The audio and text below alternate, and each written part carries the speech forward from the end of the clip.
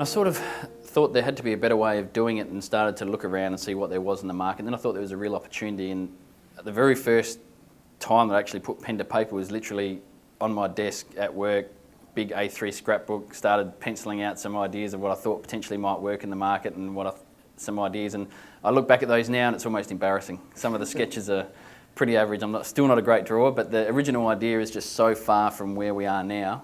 It's amazing. Was it more fun then or now? Depends what way you look at it. I think essentially it was more what I thought how it was going to all go down back then was probably more fun. It's easy to be romanticised by, I don't know, by the word entrepreneur or whatever you'd like to call the process. It's easy to be romanticised by it. There's a lot of great stories out there of successful people, and I think I was quite young when I first did it, and I think I was romanticised by it and thought that the outcome would be a lot sooner and be a lot more, I would probably get a result a lot sooner, but also the prize would be a lot bigger, I guess. When you're talking around the dinner table, before you've actually invested any emotion or any money, it's a really good conversation to have, because you're talking about blue sky, you're talking about the what ifs, and there's no real emotional attachment at that point. It's more of a belief. And I think as you go through the process, you're brought down to earth pretty quickly, especially once you start investing a lot of money. When you start investing a lot of money into anything, it starts to change the pressures, it changes the whole environment. I mean, and you say about having tough days, we've had a lot of tough days on the way through. Resilience is, if you don't have resilience in this industry, you're not, in what we're doing, and certainly anyone looking at something like that, you won't survive. And I think for me, that's probably been the hardest challenge, is just dusting yourself off, getting back up, changing what you're doing, looking at other options, making it work, and starting again. I learned quickly about managing a team as well through that process, because engineers love to create something that is going to be the best of the best of the best. And unfortunately, that's usually the most expensive of the most expensive.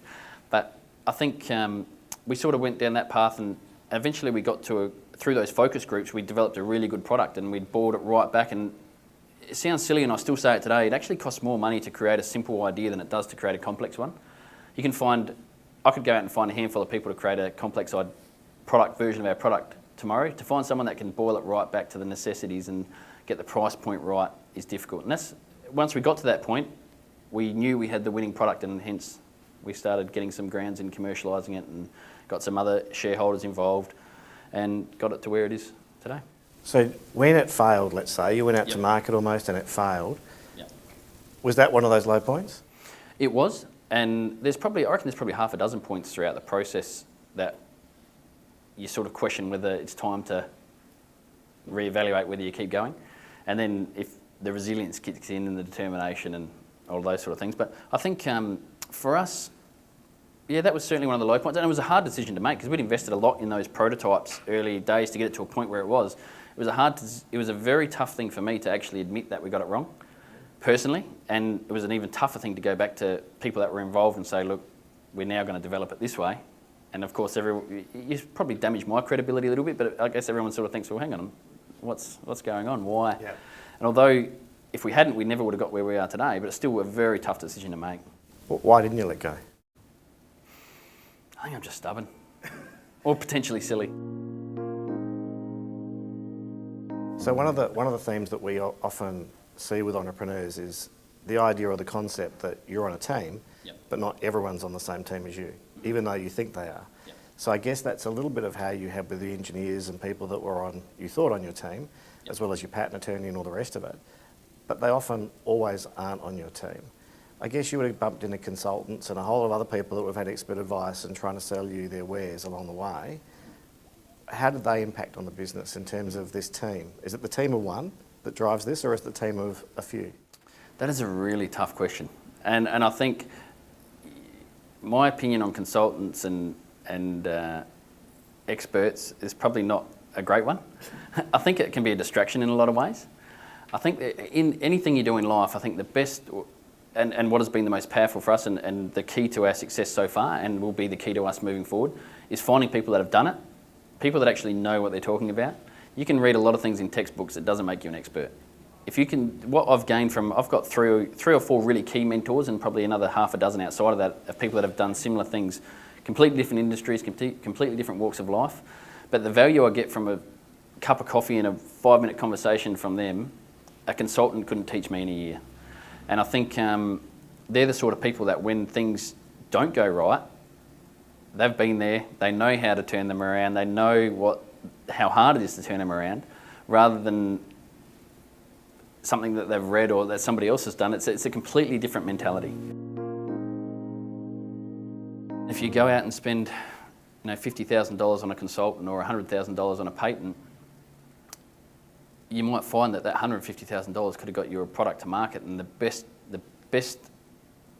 by far the best barrier for a competitor is having a product in the market.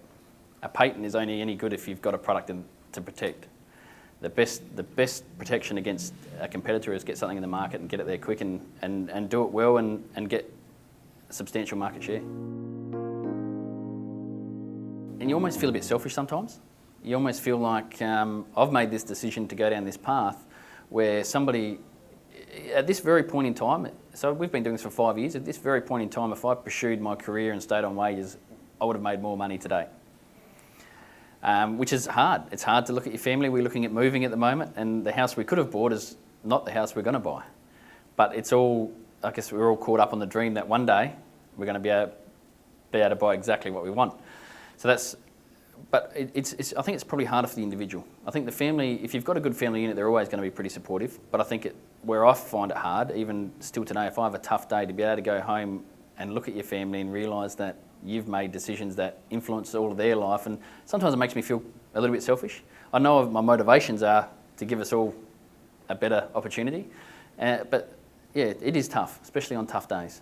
Would you do it again? I've been asked that question a lot of times, and I reckon I answer it differently depending on what day it is. If I knew what I knew now, back when I was doing the drawing on the A3 piece of paper, probably not. But if I had the opportunity again after this to do it again, yeah, I would. Thomas Edison sort of said, opportunity is missed by most people because it's dressed in overalls and looks like work. Would you agree with that? Absolutely. I think nowadays the appeal is the multimedia space, the digital media. Everybody's looking at that space. And there's a lot of space in, what we're doing, our product isn't sexy. It's not a great industry. It's a construction industry which is probably at the lowest point it's been in the last 20 years. It's tough. But in tough markets, there's opportunity that never ever existed previously. Like our competitors, the Clipsals, the HPMs, the big companies of the world, the first thing they do when things get tough is they get rid of their R&D team. So they're doing no R&D. So we've got 3-4 years jump on those guys. And for them to start buying in R&D, they're buying products. And people don't buy products anymore, they buy companies. So we've got a bit of a jump on those guys. So tough markets and tough industries, and when it doesn't have the glitz and the glamour and potentially the huge earning capacity of the IT world, there's still so many other opportunities out there. And I think Thomas Edison's probably, I think he's a sparky as well. We've got a really good channel to market at the moment that not too many other people have cracked in the electrical industry. So there's a really big opportunity for us at the moment in an industry that's struggling, and our competitors are losing ground so quickly. There's some competitors out there that have had possibly some of the best brands in Australia, not just in the electrical industry, like the best brand in Australia. And their foothold on the industry has slipped in the last 5 years to a point where it's actually, for me, I find it sad. They're our biggest competitor, but I still find it sad that it's gone down that path. But so that, again, there's a huge opportunity for a company like us. We've got a different channel. We've got a lot of companies talking to us, wanting to do things for us. But we're in a critical stage of our business where the decisions we make over the next 12 months, this is our 3rd year of sales, decisions we make over the next 12 months will sculpt this business moving forward. And I can honestly sit here and say that in 12 months' time, we'll be able to sit in the same position and I'll be able to tell you whether our business is very successful or potentially to the point where we get gobbled up by somebody else because it's just not sustainable. We're all more aware of the market, we're all more aware of the potential in the market. But I think I'll go back to what you say about making decisions in the moment. I find it, for me, it's always challenging when you watch a entrepreneur or somebody talking about the decisions they've made, and they look back and they look back and they talk about a decision they've made and they say, I made this because of this and it did this, this, this and this. But really, if you could rewind back in time to that point and you ask them, why'd you make that decision? They would say, because I had to make a decision and that's the one I made. Yeah. So again, it's that moment. You can glorify it when you look in hindsight, but it's just a series of decisions. You have to make the best decision at that time and make sure you've got the people around you to do it. And I think the biggest thing is making a realistic decision at that time. Because a key concept that, again, we try and school our sort of startup companies that we're associated with is that certainty has high value. Yep. In other words, you can sit there and try and do the best thing or the most theoretically best thing, but if there's someone out there that'll do a deal with you or a certain deal, yep, that's got value. Yep. Do you think that's a fair concept? Absolutely. Absolutely. I think the key, and it just brings instant credibility to what you're doing, doesn't it? I think if you look at that deal in isolation, like sometimes, and we've had opportunities to do deals and we've done some good deals, you look at that deal in isolation, you're sometimes underwhelmed by what it represents, but what you don't think about is what the byproduct of that deal is, what the lead-on effect and what that can actually, especially if you've got ideas of grandeur that you're going to have a product that's worth hundreds of millions of dollars and somebody's going to come and buy you out or whatever. I'm not saying that was mine, but if you get to that point and then you get an underwhelming deal if somebody wants to, I'm not sure, co-brand something or whether they want to invest in $100,000 for a fair chunk of your company at some point. If that person brings a certain amount of smart money to your business, the byproduct of that can be astronomical. You don't use entrepreneur. Why don't you use entrepreneur? I don't like that. I don't like I'm not big on titles. For me, if you call, and no disrespect to anybody else, if you call yourself an entrepreneur, for me, if I called myself an entrepreneur, you've played footy, you know what footy. I think I relate it to the guy that's wearing the coloured boots. If you can't play the game and you're wearing coloured boots, it's going to be embarrassing. And I'm not sure that I'm at the stage where I can call myself an entrepreneur yet. I think once this business is successful and we might sell it or we're returning huge dividends to our shareholders, then I'll call myself an entrepreneur or maybe even a CEO. But for me personally, it doesn't fit well. Other people, everyone's different, but for me personally, it doesn't sit well with me. How would you describe your job to a 5-year-old? You probably have had to. I've got a 4.5-year-old. There you go. What do you tell him you do? He says that I can do anything, which is always, it's a beautiful thing to hear. But he thinks I'm an electrician. And realistically I am.